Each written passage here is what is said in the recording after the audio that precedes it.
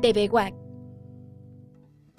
y la Facultad de Lenguas y Letras presentan Lazos entre literatura y sociedad.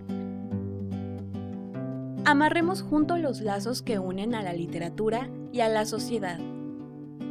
Comenzamos. Bienvenidos a Lazos entre literatura y sociedad. Los saluda Cecilia López Badano.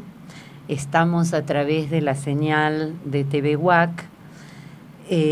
Puede comunicarse con nosotros al teléfono directo, que es 192-1293, o al 192-1200, extensión 3703. Y saludo aquí a mis colegas, el doctor David Miralles Obando y la doctora Silvia Ruiz. Tres gallos. Muchas gracias. Hola, bienvenidos al programa. Bueno, hoy el tema va a ser literatura y nación. ¿Cómo se configura esto de la literatura y la nación? Ya habíamos hablado algo sobre esto que son las ficciones de fundación y cuánto tuvo que ver la literatura en estas ficciones justamente de fundación. Las literaturas nacionales apuntalan una idea de nación. Voy a hablar sobre todo del caso argentino, pero voy a hablar a través de una teórica que, trabaja en la Universidad de Harvard, que es Doris Sommer. Doris Sommer escribe un libro que se llama Ficciones de Fundación. Ya está traducido, ha salido en el Fondo de Cultura Económica. Y ella es hija de migrantes, y ella dice que desde jovencita le interesaba leer literatura, sobre todo latinoamericana, y que había un detalle que le llamaba profundamente la atención. Ese detalle es que casi todas las novelas que tienen que ver con temas nacionales y temas históricos durante el siglo XIX latinoamericano, tienen historias de amor o cuentan de algún modo una historia de amor que se va imbricando con la historia. ¿Por qué digo que voy a hablar del caso argentino? Bueno, hay varias novelas de estas de fundación. Una de ellas es María, de Jorge Isaacs, colombiano, y otra de las que ella toma después es justamente Amalia, de José Mármol. Ella, con esta preocupación que les dije recién, cuando termina su doctorado, hace su tesis sobre las novelas románticas, obviamente, del siglo XIX. Y empieza a descubrir constantes que a uno a veces, como lector nativo de una literatura, se le escapan, ¿no? Yo, por supuesto, como muchas niñas de mi generación o niños que íbamos a la escuela pública, habíamos leído esta novela, Amalia. Y un dato que para mí era casi irrelevante es uno de los datos que ella toma muy en serio en su investigación. Bueno, ¿de qué trata Amalia? Amalia es una novela que después se discute si va a ser histórica o no, porque está hablando de un periodo contemporáneo, que es el periodo de Rosas, que algunos dicen dictadura, otros no, que sigue generando controversia en Argentina. En fin, una serie de detalles históricos que no vienen al caso, pero sí Rosas gobernó con el mando supremo, con la supremacía del poder. Entonces, ¿de qué trata la novela? Es un muchacho que es Eduardo Belgrano, apellido de prócer histórico en Argentina, que frente a la dictadura de Rosas, estos muchachos cultos, elegantes, porteños, decidían huir de Buenos Aires. Entonces, él va con un grupo de amigos. ¿Cuáles eran las formas de huir de Buenos Aires? Una, la que utilizó Sarmiento, que era escaparse por el lado de la cordillera. a Chile, exiliarse, digamos, que es otra marca de la literatura argentina, una literatura que a partir del siglo XIX se empieza a producir en el exilio, ¿no? Los que no pensaban igual tenían que irse. Un detalle que se repite mucho a lo largo de la literatura argentina, la literatura chilena, cierta literatura uruguaya. Entonces, escaparse por el lado de la cordillera, ahí hay una anécdota importante de Sarmiento, que antes de dejar el país escribe una frase que después se hizo famosa como de Sarmiento, pero en realidad era de un pensador francés, que era «On ne pas tuer les idées», no se matan las ideas, que después se tradujo como bárbaros, las ideas no se matan. Por supuesto, cuando encontraron eso escrito, nadie sabía francés, tuvieron que buscar gente que tradujera hasta que encontraron un mensaje que para esa realidad era casi incomprensible, ¿no? Cómo se iban a matar las ideas. Entonces Sarmiento llega golpeado a Chile y desarrolla parte de su carrera de escritor y pensador y ensayista, la desarrolla en Chile. La otra manera, que era tal vez la más fácil, era, pensando que Buenos Aires está sobre el Río de la Plata, escaparse por el Río de la Plata, que ahí frente a la costa de Buenos Aires tiene entre 30 y 35 kilómetros, escaparse hacia Uruguay. Para eso había que contratar por lo menos un pequeño bote, un barco, el río navegarlo de noche y llegar a Uruguay, que era donde se exiliaba parte de la intelectualidad argentina. De hecho, Echeverría murió pobre y antes de que cayera Rosas murió en el exilio. Y José Mármol, que es el autor de Amalia, sigue una historia parecida, solo que él llegó a verlo muerto a Rosas, ¿no? Entonces escribe esta novela y Eduardo Belgrano está escapándose ahí con sus amigos cuando, por las delaciones que manejaba muy bien la cuñada de Rosas, ya su mujer había muerto, que se entendía muy bien con el bajo pueblo que podía delatar, se entera que hay un grupo de jóvenes de Buenos Aires que piensa escaparse. Entonces cae la batida federal. La batida federal era lo que hoy diríamos los parapoliciales de Rosas, porque tampoco era la policía oficial, ¿no? Esta policía parapolicial que se llamaba la Mazorca con Z, pero jugaban los dos significados, mazorca como emblema y más orca a los unitarios, ¿no? Que eran el grupo opuesto de los federales. Entonces, cuando ya están por escaparse, cae la batida sobre ellos, son 4 o 5 muchachos, cae una batida más grande, ya los están abatiendo, hieren a Eduardo severamente en una pierna y en el momento en que ya lo tienen listo prácticamente para degollarlo, llega el amigo íntimo de Eduardo, llega a pegarle al federal que lo está atacando y lo salva Eduardo.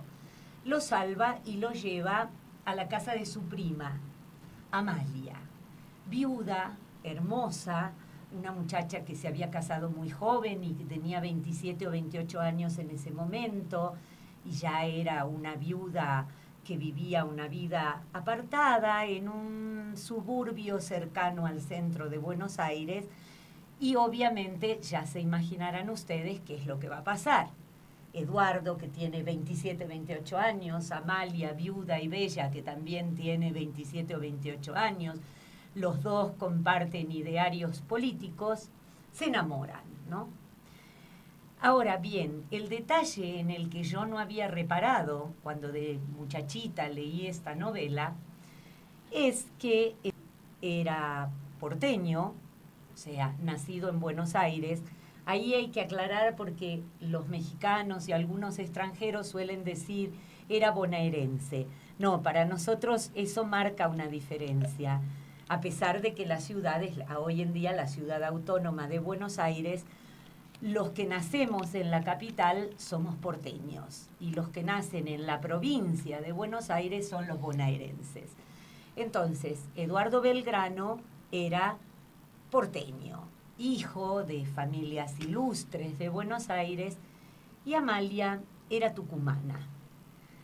Claro, esto para un lector extranjero no dice mucho, pero si pensamos que desde la época de la Revolución de Mayo, nuestro grito, digamos, se empieza a armar un conflicto que va a marcar la historia de Argentina y la sigue marcando, entre Buenos Aires, capital, y las provincias. Este conflicto después se va a agravar por las regalías del puerto, porque Buenos Aires decía que era su puerto, por lo tanto ese dinero había que gastarlo, invertirlo y gastarlo en Buenos Aires, y el interior del país, que decía que ese era el puerto de la nación, entonces las regalías deberían repartirse entre todas las provincias. Ya cuando se declara el primer grito de libertad en ese momento, en 1825 de mayo de 1810, ya en el seno de la Junta de Gobierno hay un primer conflicto entre que algunos quieren que para que las resoluciones se manejen rápidamente, sea Buenos Aires la que manda la orden, ¿no? Y que los demás se avengan a esa orden. Mientras que otros miembros de la Junta de Gobierno, que venían algunos de estudiar en el norte, en lo que hoy en día es Bolivia, porque muchos se habían formado en la Universidad de Chuquisaca, pero algunos eran del norte, dicen que no, que hay que consultar a las provincias. Esto llega a costar algunas muertes históricas, como la de Mariano Moreno, que después que se toma la decisión de darle participación a las provincias, renuncia, le dicen que no renuncie, lo mandan de embajador a Inglaterra, pero curiosamente muere en el barco y muere envenenado por un antivomitivo que se sabe que el capitán del barco tenía que saber cuál era la dosis que podía tomar alguien sin peligro de su vida, pero se termina muriendo. Hay novelas sobre el tema, una de Martín Caparrós, que se llama Ensayo, los infortunios de la gloria, que cuenta esta historia, la frase famosa del hermano de Moreno cuando se entera que había muerto en alta mar y que habían tenido que tirar su cadáver al mar, dice, se necesitaba tanta agua para apagar tanto fuego. Bien, tanto es así cómo va escalando este conflicto que, a diferencia de México, que tiene una sola fecha del grito, Argentina tiene dos, es decir, cuando se declara la libertad de España, 25 de mayo de 1810, y cuando se declara la independencia, 9 de julio de 1816. ¿Qué pasa entre una fecha y la otra? Pasa que se dan cuenta que iba a escalar el riesgo político si la independencia se declaraba en Buenos Aires. ¿Dónde creen que se declara la independencia argentina? Se declara en la provincia de Tucumán, que es una provincia norteña, una de las más pequeñas, aún entonces muy densamente poblada, pero una de las provincias pequeñas que funciona como el corazón del mapa, ¿no? Entonces, allí se declara la independencia. Van los diputados de las distintas provincias y allí se declara la independencia. Entonces, esta pareja está marcando la conciliación de un conflicto entre el interior y Buenos Aires. Y esta es una de las características que Doris Sommer marca en la fundación de cierta historia latinoamericana y en la fundación de las naciones en el periodo romántico. Entonces ella dice que estas narrativas tienen varios detalles en común. Una, historias de amor, que combinan el amor con lo político, con lo social, con lo histórico. La segunda, esas historias de reconciliación, obviamente, como no se puede esperar menos en el siglo XIX, son de parejas heterosexuales, ¿no? O sea, ¿y por qué van a ser de parejas heterosexuales? Sigo con otra cosa y vuelvo al punto.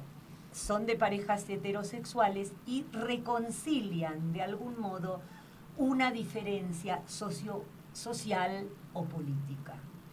Cuando vamos a la diferencia política, acá lo tenemos muy claro. O sea, Eduardo Belgrano es porteño, Amalia es tucumana. ¿Por qué vuelvo a la historia de amor? Porque esa historia de amor heterosexual se supone que en la consolidación de la pareja a través de la familia y los hijos reconciliaría las diferencias. Un punto más, si vamos a María de Jorge Isaacs, ahí el problema es, María viene, se llama Ibrahim, tiene un nombre así, no me acuerdo si es Ibrahim o Isaac o Ibrahim, es el nombre del protagonista de María, ¿no? Él viene de una familia católica y María viene de una familia judía. Ahí estaría otra vez la reconciliación de la diferencia, pero la reconciliación de la diferencia religiosa. En otro tipo de conflictos podríamos hablar de las diferencias entre conquistadores y conquistados, tipo Pocahontas. Perdona que te interrumpa, estaba pensando en Doña Bárbara de Rómulo Gallegos, que también se utiliza como base de una reconstrucción nacional, pero el personaje de Marisela, que se supone que se va a casar con Rómulo, bueno, con el personaje de Santos Luzardo, va a tener todo este elemento de unión con los elementos americanos, es decir, ella es una mezcla racial, de criollo, con indígena, etcétera, que se incorpora, pero a través de un blanqueamiento cultural europeo, porque ella es educada en las costumbres europeas, entonces se incorpora la diversidad racial del continente, pero a través de una cultura eminentemente blanca, europea, etcétera, ¿no? Argentina ese tipo de conflictos no se veían tan claros. Es más, cuando mis alumnos vieron escenas de la película Martín Fierro, me decían, ¿a poco que Martín Fierro era así? Claro, porque los gauchos son un tipo de europeo mestizo, ¿no? Y Don Segundo Sombra, ¿no? También claro, es un texto interesante. Claro. Entonces, ¿qué pasa con estas historias de amor? Estas historias de amor no se consuman.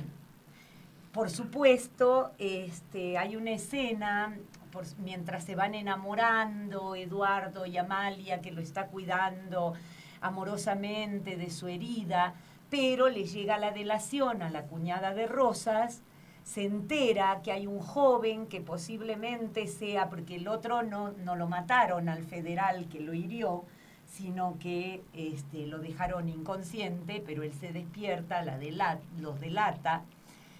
Ella empieza a ver dónde está este muchacho y se entera que está en la casa de Amalia. Entonces, Amalia no tenía prácticamente vida social, pero pide ser invitada a la casa de Amalia y cuando van, ella se sienta al lado de Eduardo, sabiendo que él está herido, pongámosle en la pierna izquierda. Entonces, cuando se va a levantar, le apoya la mano sobre la herida diciéndole, ay, los viejos necesitamos la ayuda de los jóvenes, y el otro empalidece porque tenía una herida profunda que todavía no está bien cicatrizada. Entonces ya se sabe que va a caer la batida federal a esa casa. El primo lo saca, lo lleva a una casa en la costa norte de la provincia de Buenos Aires. Por esto la novela se hace famosa en Europa, porque lo traducen como esas novelas de lugares exóticos, los juncos alrededor del río de la Plata, ¿no es cierto? Y ahí hacen una vida, nunca se besan, nunca se tocan, siempre mucho respeto, si es que el respeto se entiende así, pero han decidido casarse. El día que ella está vestida de novia y lista para casarse, ya se imaginan lo que pasa. Cae la batida federal y los matan a los dos.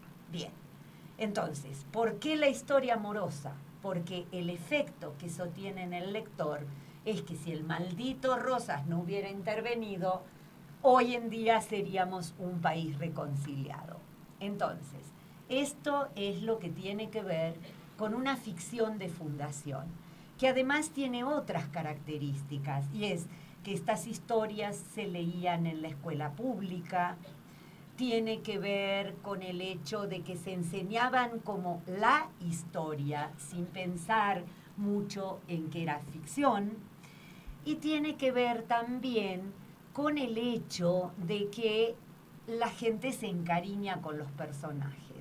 Y otro detalle más, las primeras películas del cine nacional argentino van a retomar estos temas. El Facundo de Sarmiento, que es otra de las novelas fundantes, sin historia de amor, porque es como un ensayo, y la historia de Amalia, que recuerdo haberla visto de niña, ¿no? O sea, uno, y odiaba a Rosas, ¿no? Uno siempre quería parecerse a los unitarios.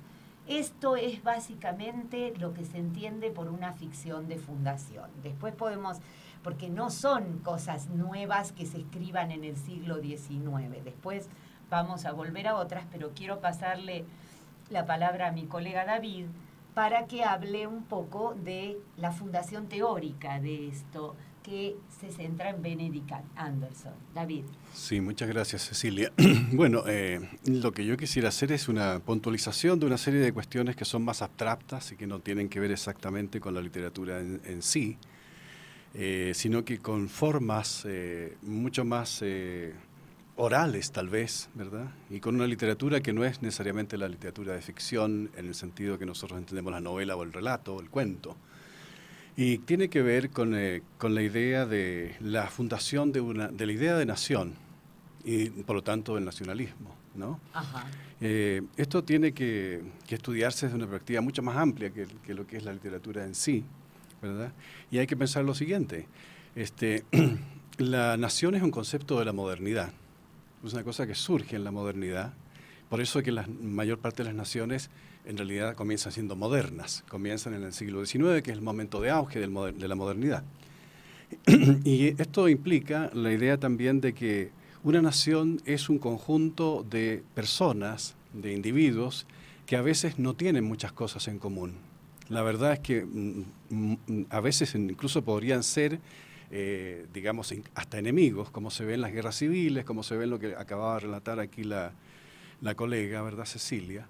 ¿Verdad? Entonces, los reinos medievales, los reinos anteriores a la modernidad, eran mucho más pequeños y eso hacía que la gente incluso se pudiera conocer.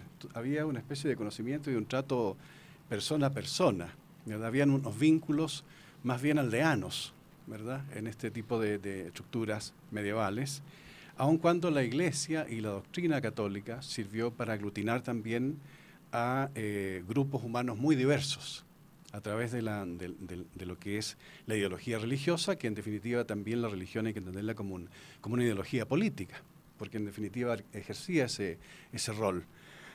En la nación moderna es necesario establecer algún tipo de ligamento entre los ciudadanos que se desconocen. Por ejemplo, en las grandes ciudades, las que empiezan a surgir ciudades en que la gente en realidad no puede, aunque quisiera conocerse toda. Y entonces se elaboran mitos fundacionales, que no necesariamente son mitos literarios como tales, claro, ¿verdad? Claro. Por ejemplo, uno piensa en los mitos que están en los emblemas nacionales. En el caso de México, ¿verdad? La serpiente, ¿verdad? El nopal, ¿verdad? Y todo este tipo de cosas. Cada país tiene una fundación en un mito. Y esto es una cosa que llama mucho la atención desde el punto de vista teórico, porque se supone que en la modernidad, ¿verdad? Todo va a ser racional, todo va a ser extremadamente claro, es el movimiento del surgimiento de las ciencias positivas, pero sin embargo, a nivel de lo que es la historia y el fundamento de una nación, no tiene nada científico, no tiene nada de racional ni moderno, al contrario, es una cosa emotiva, que apela, porque el mito apela a la emotividad, a los sentimientos antes que a la razón. Entonces, eso es primero que nada.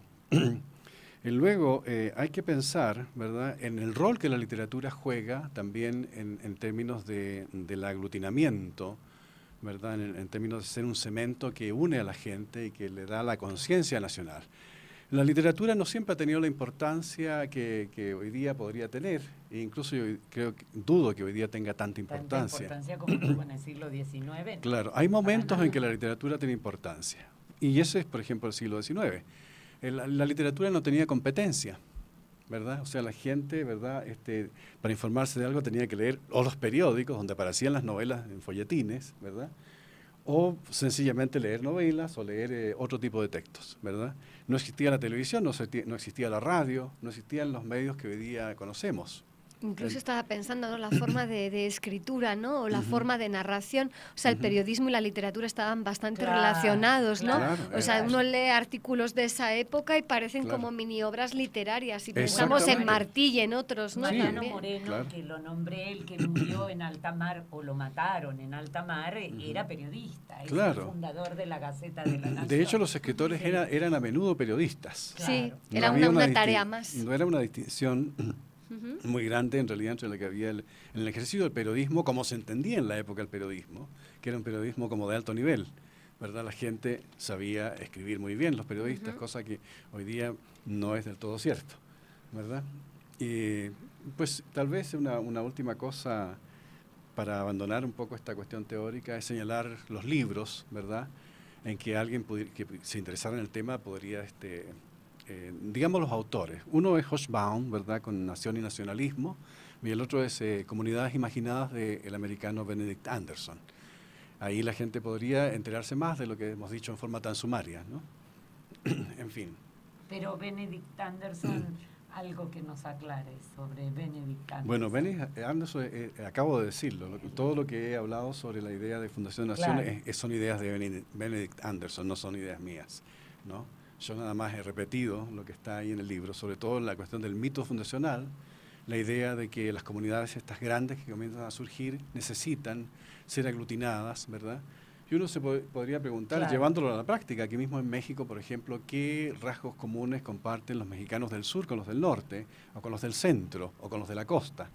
Podrían ser perfectamente grupos apartes, ¿verdad? Pero todos se sienten mexicanos porque han aprendido eso, ¿verdad? O sea, que son miembros de la comunidad imaginada, ¿no? Como son miembros de la comunidad imaginada, claro, que lo han aprendido en el colegio.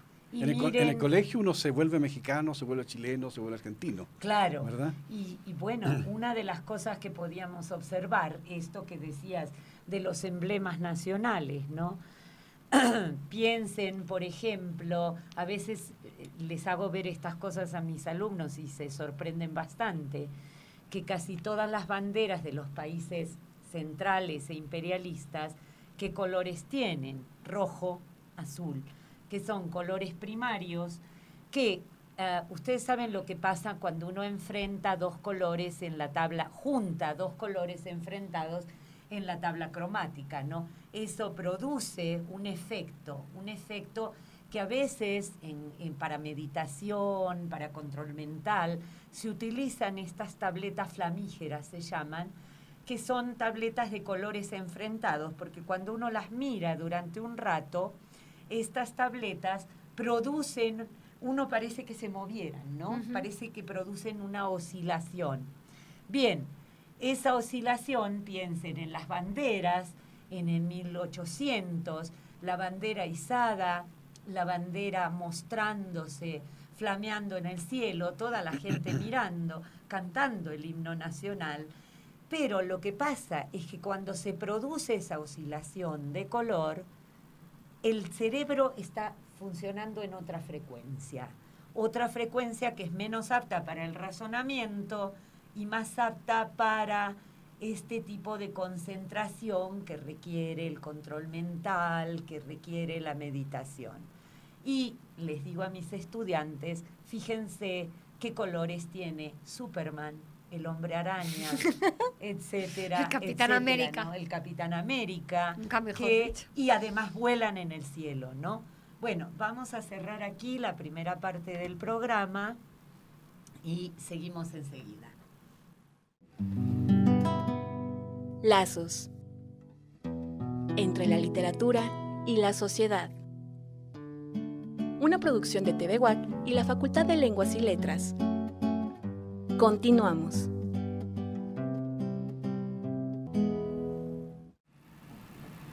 Bueno, Les doy la bienvenida acá a Esther, que con el tráfico caótico de Querétaro por la tarde acaba de llegar. Muchas gracias, Cecilia, y muchas gracias y buenas tardes a todos.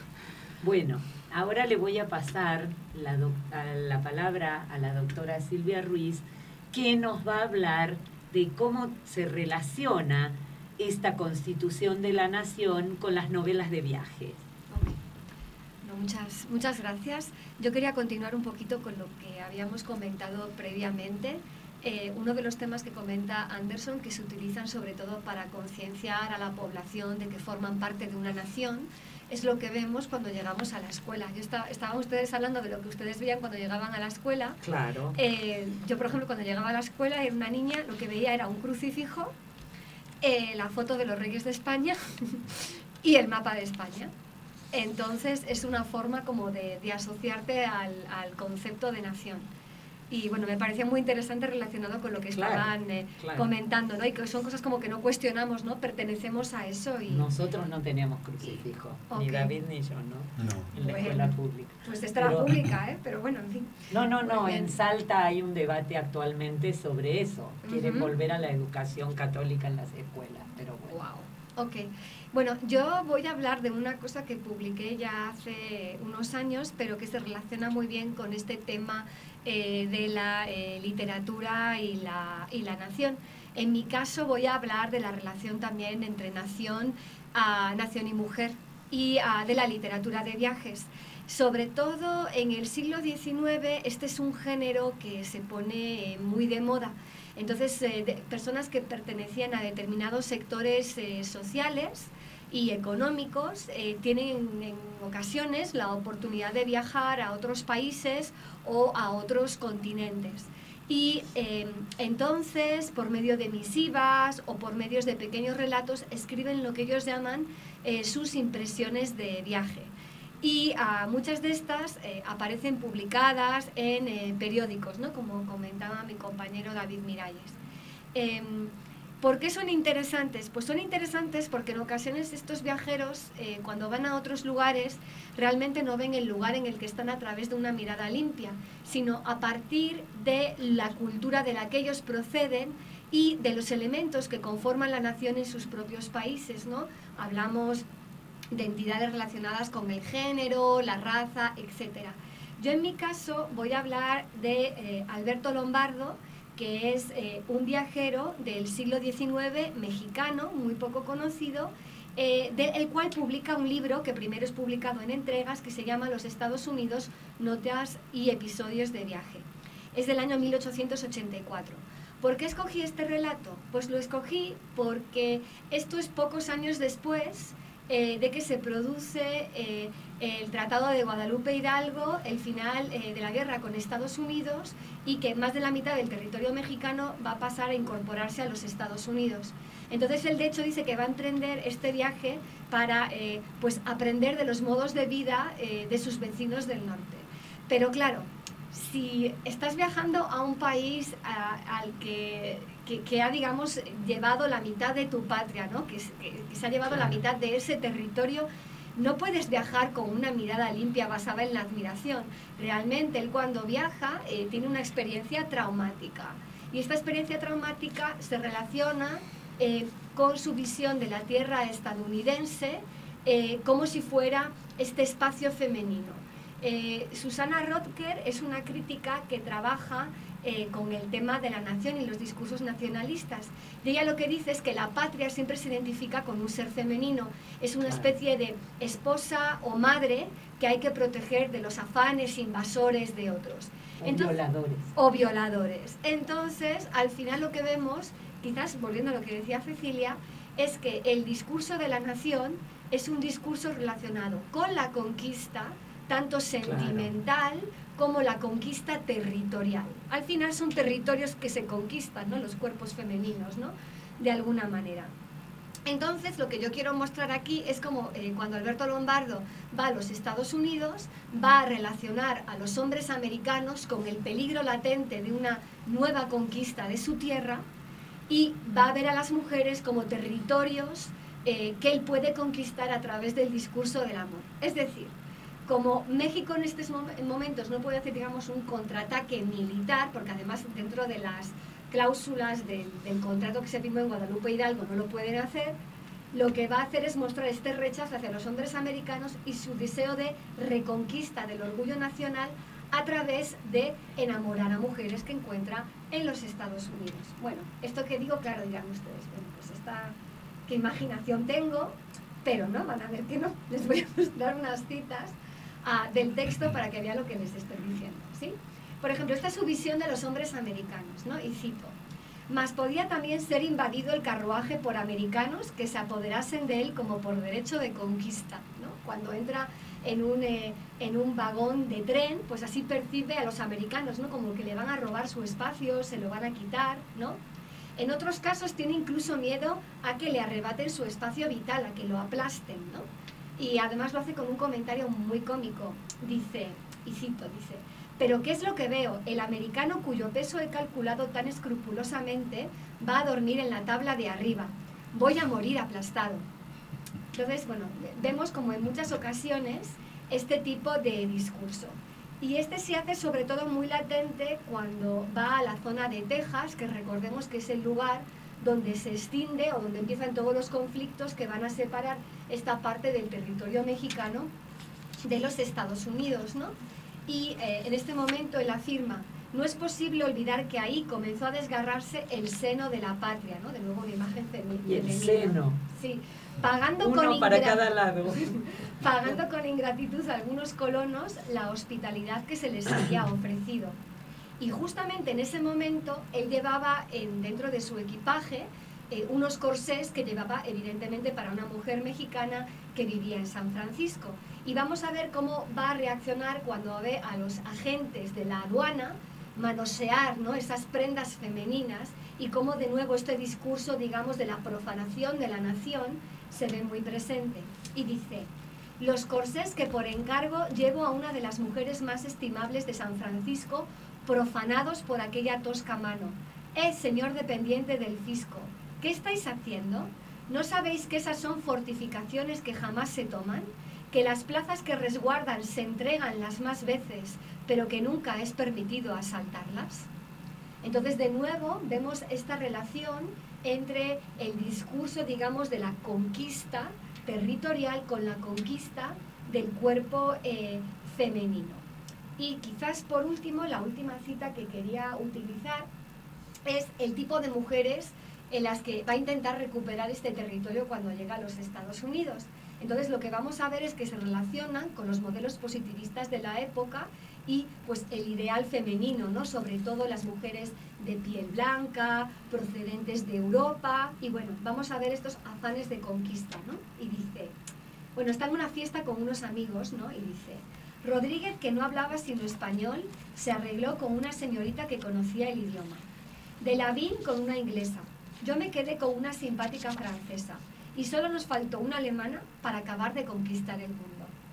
Entonces queda muy claro cómo él está, digamos, evidentemente muy sensible ante los hombres americanos, que pues va a relacionar con este peligro potencial de la conquista y de la invasión, y sin embargo ve a las mujeres como territorios apetecibles para demostrar el orgullo mexicano a través de la conquista amorosa, tipo Don Juan, ¿no? Claro, podríamos claro, decir. claro. Muy bien, pues eso es todo lo que quería comentar. Le vamos a pasar la palabra a Esther para que nos hable de cómo funcionó esto en México a través del primer cine nacional, ¿no? Películas como Allá en el Rancho Grande. Muchas gracias, Cecilia. Sí, estaba pensando al oír a Silvia en esta elección, ¿no?, de la naturaleza y el vínculo con la mujer. Y también pues pensaba en este texto de doña Bárbara, que me servirá de preámbulo para después pasar a hablar de Allá en el Rancho Grande. Y en el texto de doña Bárbara, que se publica en 1929 en España y después se publica en 1942 en Venezuela. Y voy a leer aquí nada más para ver o para escuchar justamente esta representación de lo masculino y lo femenino. La llanura es bella y terrible a la vez. En ella caben holgadamente hermosa vida y muerte atroz. Esta acecha por todas partes, pero ahí nadie la teme. El llano asusta, pero el miedo del llano no enfría el corazón. Es caliente como el gran viento de su soleada inmensidad, como la fiebre de sus esteros. Y en el llano pues nos vamos a encontrar a Santos Luzardo y nos vamos a encontrar a Doña Bárbara. Santos Luzardo representa la civilización y Doña Bárbara representa la barbarie. Y Santos Luzardo conquistará el territorio geográfico del llano y recuperará el llano, que era propiedad de Doña Bárbara, y también pues conquistará el corazón de Doña Bárbara, pero ahí sí, el cuerpo no es el que deseará Santos Luzardo, ¿no? Sino deseará el cuerpo de la hija de Doña Bárbara. Pero bueno, así son las historias, y en las historias de amor pues tendríamos que hablar justamente de Allá en el Rancho Grande, una película de Fernando de Fuentes, de 1936, película en la que hay una idealización de la vida en el campo. Todavía la ciudad, y en esta época pues la ciudad va a ser considerada como algo, como aquel espacio que va a pues hacer mal a los hombres y a las mujeres, como el lugar de los vicios y el lugar de los males y el lugar donde todavía pues no se hablaba de esta fascinación por la ciudad. Entonces, así que Allá en el Rancho Grande pues también cuenta una historia de amor, y tendríamos aquí pues a dos hombres, ¿no? Con todo el imaginario mexicano, porque en esta época el cine mexicano construye el concepto de nación. Y el de masculinidad. Y el de masculinidad y feminidad, ¿no? Exactamente. Y entonces en este concepto de nación, lo masculino pues tenía que ser este imaginario que nos va a acompañar desde esos años hasta nuestros días, que es justamente el hombre, pues vestido de charro y montado a caballo, que tiene a unos amigos y esos amigos los encuentra en la cantina. Hay dos amigos, que va a ser en este caso el dueño de la hacienda y el capataz, que crecen juntos a pesar de estas diferencias sociales que también se marcan en la película. Y entonces se van a enamorar de la misma joven, que es una joven que pues es también parte de los campesinos, ¿no? Y que viven y trabajan en la hacienda. Entonces es un drama, y bueno, no es un drama, sino es una comedia, vamos a decir aquí. Comedia dramática. Sí, melodramática. Sí, es melodramática, pero es una comedia porque claro, tiene un final feliz, a pesar de que el concepto de la honra, ¿no? Porque la joven de la que están enamorados, pues va a correr el rumor de que ha sido deshonrada, y ha sido deshonrada por el capataz. Y entonces se empiezan, obviamente, pues a afianzar y a enfatizar los papeles de lo masculino y de lo femenino. Y esto también se logra con algunas ideas retomadas también de la música. La música es un género que va a ser muy importante en la época del cine mexicano. Y justamente con la música, pues pensemos en todas las historias y canciones de Pedro Infante, de Jorge Negrete, y en el papel que hacía, si pensamos, no sé, en Dolores del Río, ¿no? O sea, nuestras grandes actrices, pues también van a venir a enfatizar de una manera u otra estos papeles, no sé, de mujeres sumisas, abnegadas, a diferencia de lo que sería la doña, ¿no? Porque la doña, pues se ganó otro imaginario, vamos a decir, a partir de la interpretación justamente del filme Doña Bárbara, que también fue llevado el texto literario al texto cinematográfico.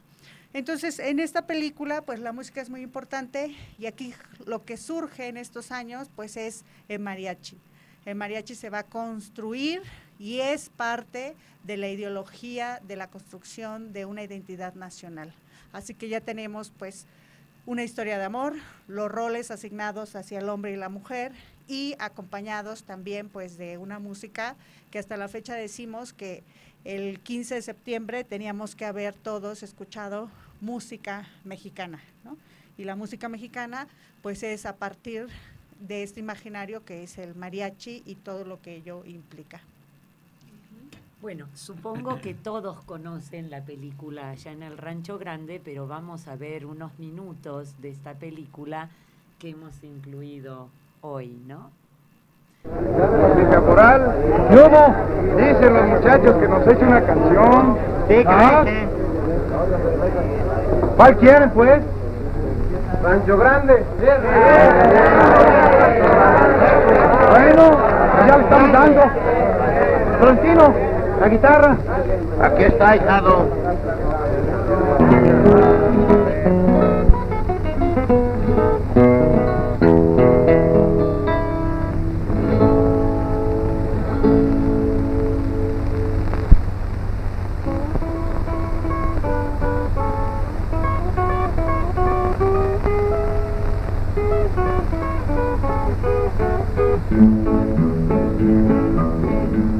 Allá en el Rancho Grande, allá donde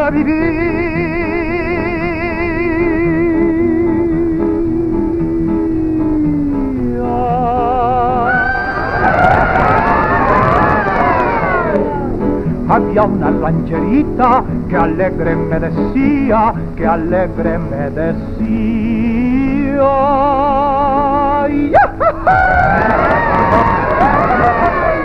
Te voy a hacer tus calzones, ¡vamos! Como los usa el ranchero. ¡Seguro, mi papi! Te los empiezo de lana y luego los acabo de cuero. Allá en el Rancho Grande, allá donde vivía,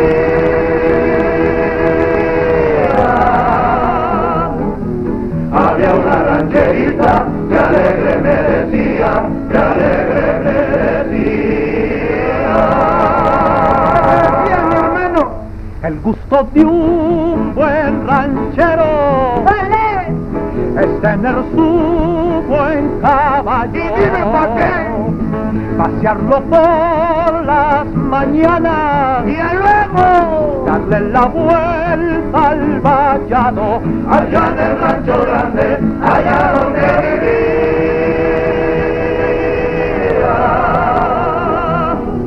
había una rancherita que alegre me decía, que alegre me decía.